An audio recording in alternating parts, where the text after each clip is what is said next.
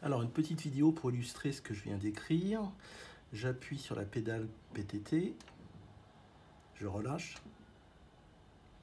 j'appuie, je relâche, j'appuie, je relâche.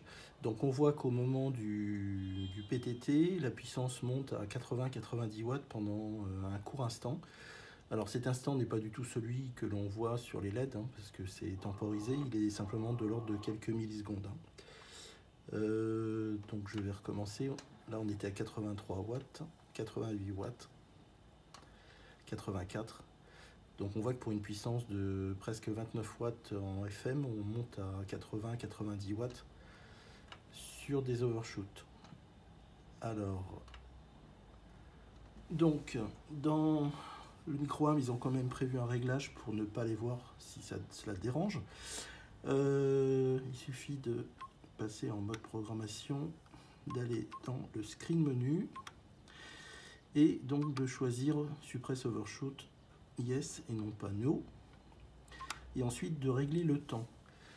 Alors là on va plus voir l'affichage sur l'afficheur LCD, on va le voir sur l'affichage LED en haut. Donc là on voit qu'on a toujours l'overshoot. C'est la LED qui est en haut, rouge à droite, qui est au niveau de 80 watts à peu près. Et si on augmente la valeur de l'overshoot, je vais passer à 4 millisecondes. On l'a pas eu. Là on l'a pas. On l'a pas.